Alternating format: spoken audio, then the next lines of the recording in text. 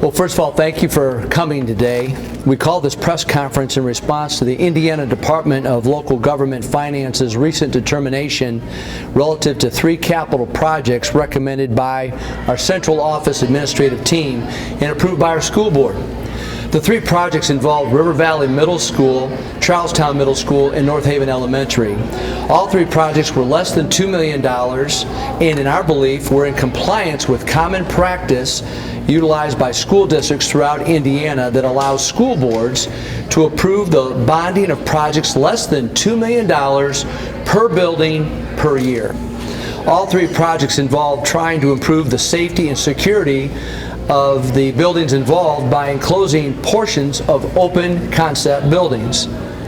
Open concept buildings have few walls and doors, which make them a safety risk for students and staff, as well as create a learning environment that can be very distracting. Improving the safety and learning environment of all 3 buildings has been a top priority of the district's facility enhancement plan. Although Greater Clark respects the right for the DLGF to make its determination, we totally disagree with its determination and believes it is counter to common practice utilized by school districts throughout Indiana. Greater Clark has nearly $200 million of improvements to make to its facilities. Per statute, we made efforts in 2015 to ask our community to approve over $100 million of improvements through the referendum process. As you are aware, that effort was significantly defeated last November. Although we respected our citizens' referendum vote, we heard time and time again through the community meetings that we conducted that the community understood the need to upgrade facilities, but were concerned about the amount we were requesting. As a result, our executive team developed a 5-year facility improvement plan that was presented to our school board in December of 2015. The 5-year plan made our district's facility plan priorities very transparent, was a guide to be reviewed annually, and would provide an annual recommendation for facility project approval by our school board after considering the financial impact on our taxpayers.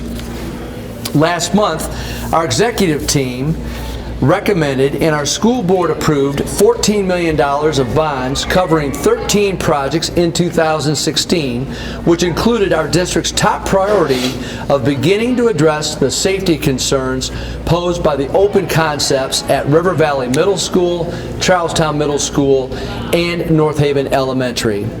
Moving forward, it is Greater Clark's intention to complete the other 10 projects approved by our school board, to research possible recourse of the DLGF's determination, to strongly advocate for school facility state legislative reform, and to continue to pursue safety and learning environment improvements at River Valley Middle School, Charlestown Middle School, and North Haven Elementary.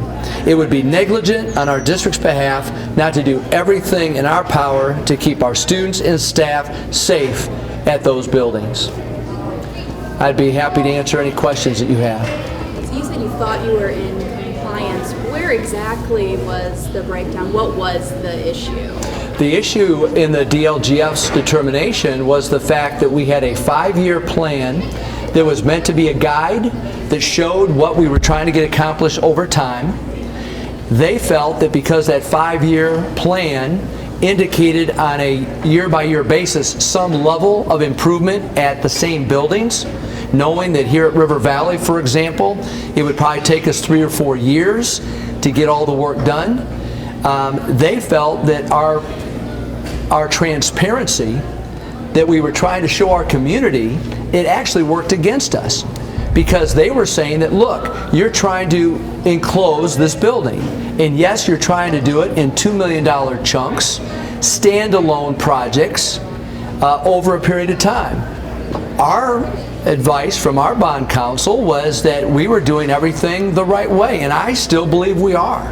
I've been doing this for 9 years. I have a lot of colleagues over the state of Indiana. This is how this work is done. And our state legislature gives us very little latitude to do it any other way. So we could go to a referendum for a particular project over 10 million, or we could go to a remonstrance petition process for any project over 2 and less than 10. But we knew that if we did standalone projects, for example, here at River Valley, we had a project that would have enclosed this media center, would have fully enclosed it, would have built a second floor, we would have had 8 more classrooms, we would have moved the media center to the back of the building. If we would have not been able to do any more projects here at River Valley Middle School, if that's the only project we could have done, then it could have stood alone. It didn't necessitate any other action to do any more work on this building. We thought we were doing everything the right way per common practice in the state of Indiana. But our transparency efforts of showing a 5-year plan that was a guide for our community to see what do we need to accomplish. We had the plan laid out. It didn't commit our taxpayers to the plan, but it did give a guide for us to follow that would be approved on a year-by-year basis. So that's what's really difficult for us, is the fact that we're trying so hard to be transparent that ultimately the DLGF held that against us in its determination. So what do we need to do in order to help improve safety in these 3 buildings in our district? You said this is common practice among school districts in Indiana. Can you give some examples of other school districts that had a bond rejected by voters and then turned around and did smaller projects? I think that you could probably go to any school system, every school system in the state, at one point or another, they go ahead and engage in a project that's less than $2 million, that's approved by their school board. This is something that we've been doing ever since I've been here. It happens in every district that I'm aware of in the state of Indiana, because it's the one thing that gives the school systems a level of control over improvements to buildings. And so as long as it's under $2 million per year, per site, it says in the statute that you're allowed to do it. That's why we made sure that the projects at River Valley, Charlestown, and North Haven were those standalone projects, that if it was the only project that we could do, we would be able to at least get it done, even if we weren't able to do anything further over the next several years. Do you think that had you not come out with a 5-year plan and not been like, here's our 5-year plan, we're laying everything out in the open, you would have been able, the DLGF wouldn't be here questioning your decision right now? Exactly. I mean, here we are being transparent, and we weren't committing our taxpayers to anything. We had a plan. Where do we want to be in 5 years? Very transparent. Well, the DLGF held that against us. And we said clearly to the DLGF, everything was approved by our board on a year-by-year basis. So in other words, we approved $14 million this year. Maybe we're going to request $16 million next year. There's no guarantee that that's going to be approved by our board. So every year, we have to just take it 1 year at a time. And we were following the guidelines that we thought were consistent and right and fair across the state in terms of those $2 million or less projects. Has the DLGF given you any kind of timeline on when they may come back with this decision? Well, I'll be honest with you. With the preliminary information I have, we may have no recourse. There's no due process. There's no appeal process through the DLGF. They feel like they gave us the opportunity when we submitted our documentation to them, and at this point in time, as of this morning, we held a phone conference this morning with our own team from around the state, and it looks as if we'll have no recourse with the DLGF. And that's another thing. The DLGF has not had to do this. This is the first time that they've gone through this process. So it just shows the uniqueness of it all. I feel like we're being treated unfairly. Obviously, we have to respect their decision, but my biggest concern is that we have students and staff in 3 of our buildings that are not as safe as they should be. And when these buildings were built, Columbine hadn't even happened. And so we're living in a different environment today in terms of school safety. That's if people say, well, it was fine for me back in the 70s and 80s. Well, it was before Columbine even occurred. It's a different world today. And you'll see as you walk around this building, or Charlestown Middle or North Haven, that if an intruder were able to get into this building by shooting out the glass in the front of the building or whatnot, that they'd have free reign to get about anywhere they wanted in our building within minutes. And I'm sorry, as superintendent of this school corporation, I can't allow that to happen. It's just not right, it's not fair, and so I'm hoping that we'll be able to strategize and figure out a way to move forward. How confident are you that the community would support these large enclosure projects if the district decides to go the route of a petition remonstrance process? Well, we're going to have to look over the next several weeks, what are our options here. The petition remonstrance process is not going to the ballot, to the ballot box and putting their vote in. It's a matter of collecting signatures. I think our staffs at our buildings, and I would believe our staffs across the district, this is a very focused issue now. It's not $100 million that involves all these buildings. It's a very focused effort.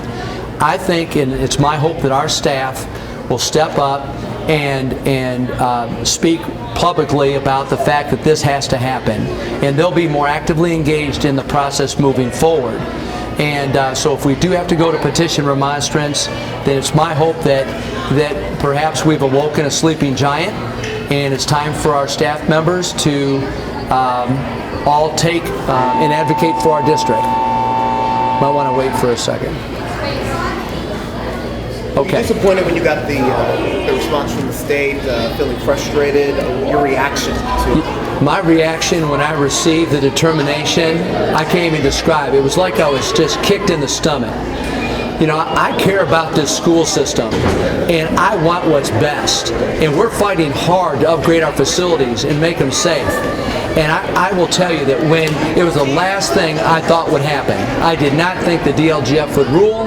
If they really looked at the context of our situation, this was the last thing that I thought would happen. So I was very frustrated, very upset, and frankly, I feel for all of our kids and our staff members, particularly in the 3 buildings impacted.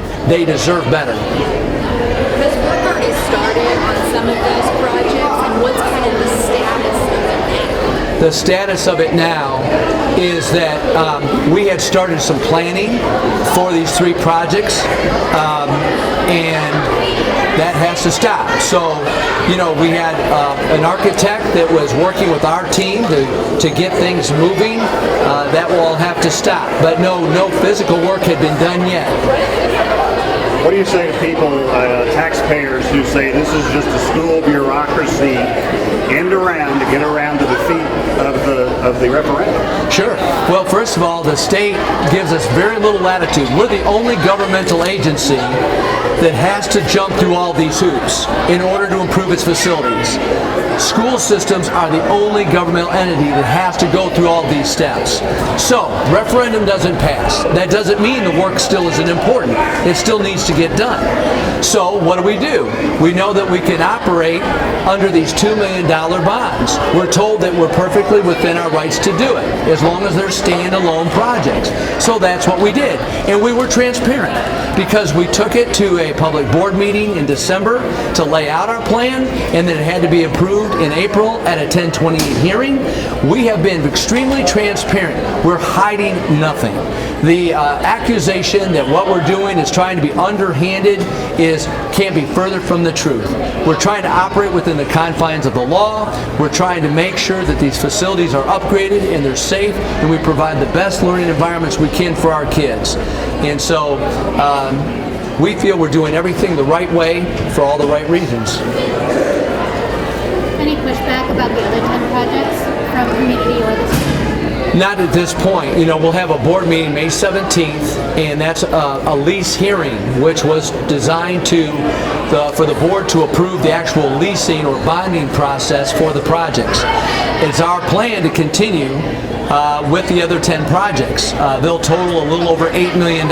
It'll be about a 2-cent increase to our taxpayers per $100 of assessed valuation. So very, very minimal impact on our taxpayers. Our taxes that our people pay for Greater Clark schools is far less than any of our school districts in our area. It's less than $1. And so, you know, we are very sensitive to our taxpayers, and we're trying to make sure that when we're making these decisions that we're finding that balance between how do you upgrade our facilities to make sure that our students have the kind of facilities that they deserve, and still balance that on based upon our taxpayers and the financial impact on them.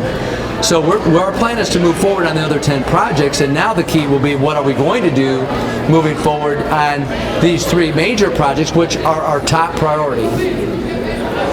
What were the things that you wanted to put in place? Well, the first things, well, obviously our top priority of the projects were to begin the process of enclosing this building at River Valley, Charlestown Middle, and then also at North Haven Elementary. That was about $6 million approximately of the $14 million. There are a lot of roofing projects that need to be taken care of. Obviously, we have older buildings, and if the roofs begin to fail, then it starts to destroy the rest of the buildings.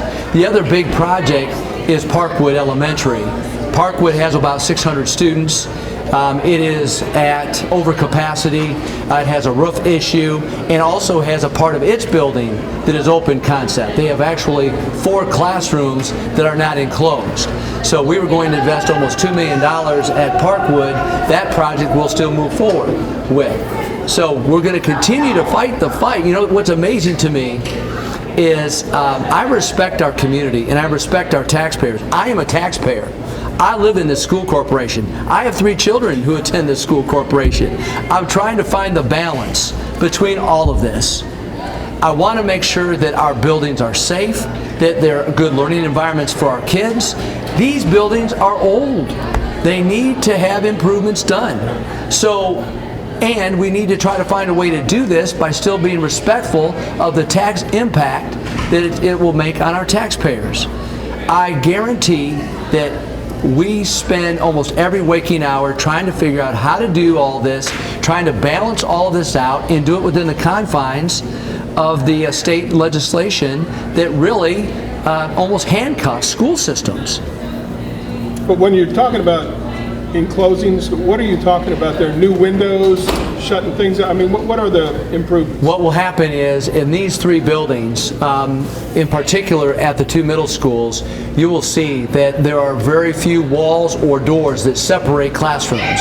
So once you get into an area, you can actually go room to room without being impeded. There are no walls that restrict you from doing that, and there are no doors. And we learned from Sandy Hook that when the gentleman shot the windows out to gain access to the front part of the building, he went down a hallway and he started to check classroom doors. And I think it was the first 3 classroom doors he couldn't get in because they were locked. It was the next door he went to that was unlocked, and he was able to get in.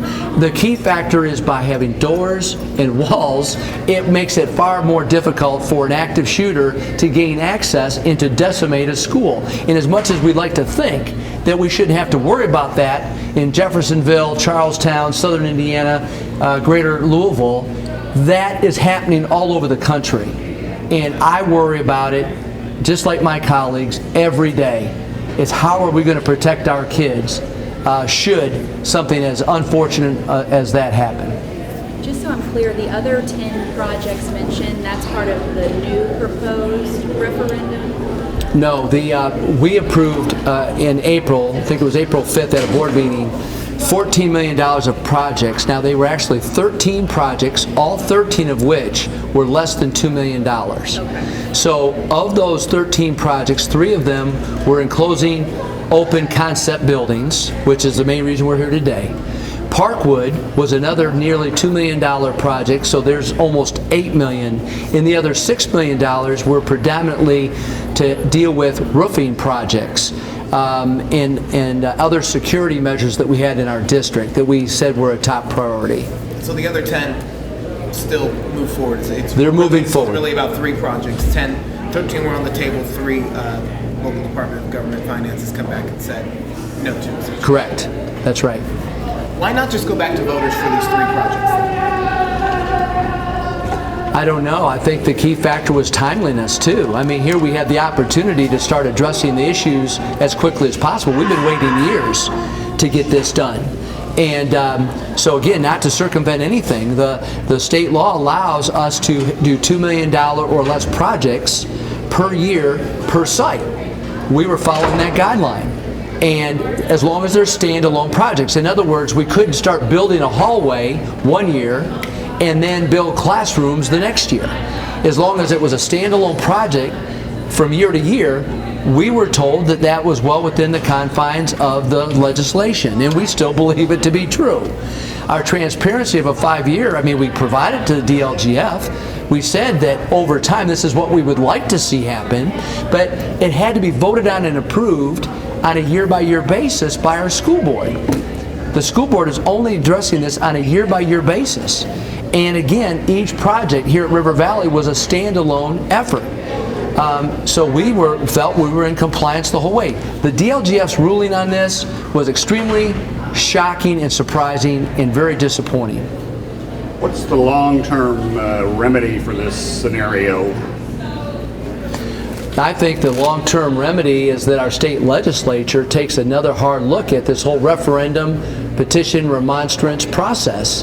That I think there are too many difficulties, too many roadblocks that are put up that derail school systems for looking at facility projects. You know, we have an elected school board.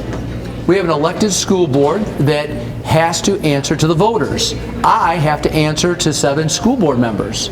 So if our community doesn't like what we choose to do relative to facilities, if they don't like how we're managing the financial elements of our school system, then the voters have a right to not re-elect board members, and our board members have a right to not give me a contract. So to me, it should be more local control should be given, and not all these restraints that the current legislation provides, again, only to school systems and not to other governmental entities. Do you know how the DLGF got to looking at this? Was it brought forward by a citizen, by a taxpayer, or was it something that just they saw a red flag in your paperwork? No, I think that's why this is one of the first times it's happened. There was a citizen of our community, a taxpayer, that didn't like what we were doing, which they have every right to not like or agree with what we're doing. But they went ahead and made a request for a review with the DLGF, and the DLGF got involved. The DLGF has never had to do this since the new referendum language became law.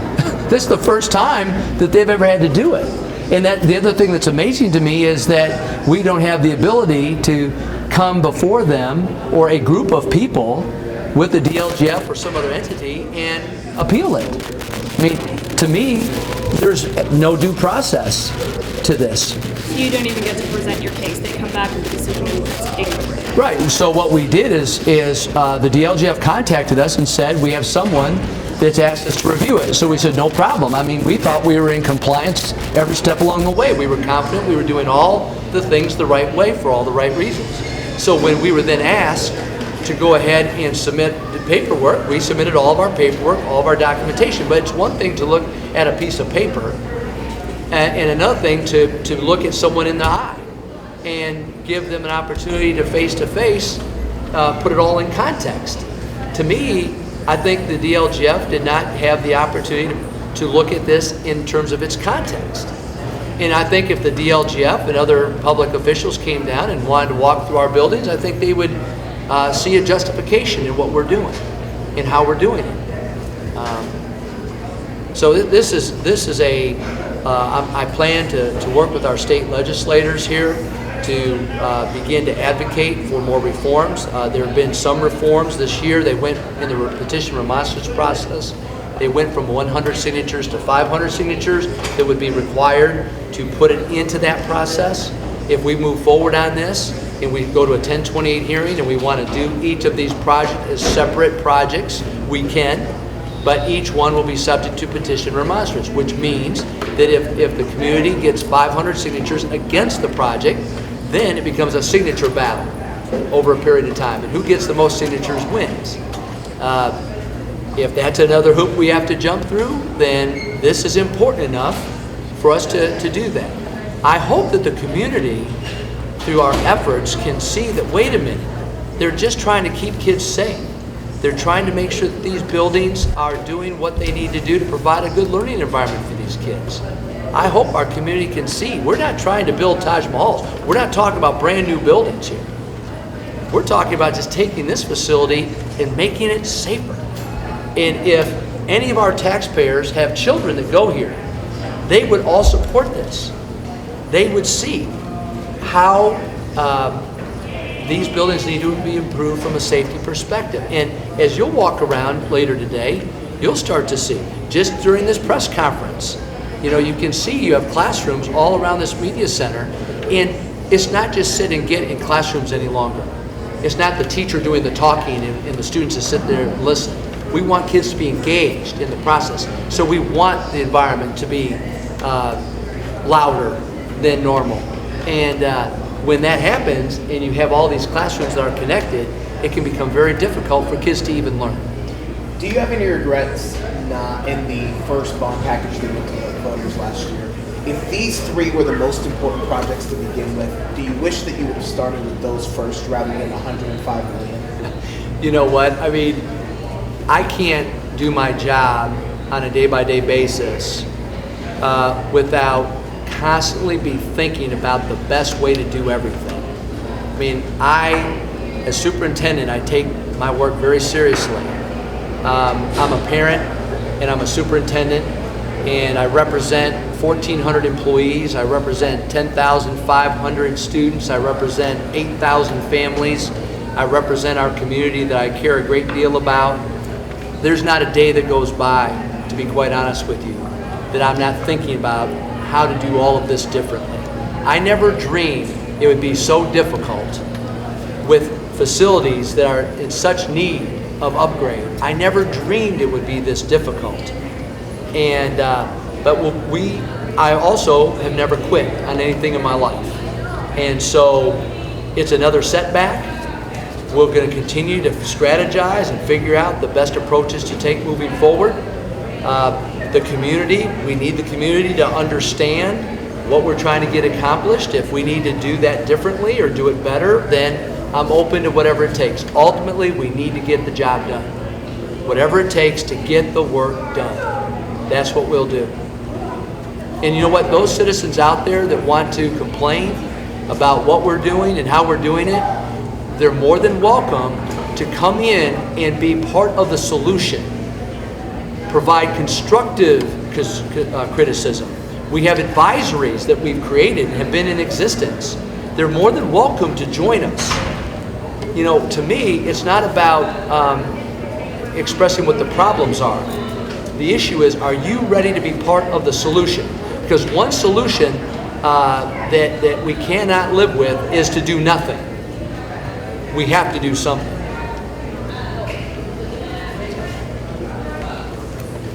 I appreciate all your time. Thanks for coming, and I know that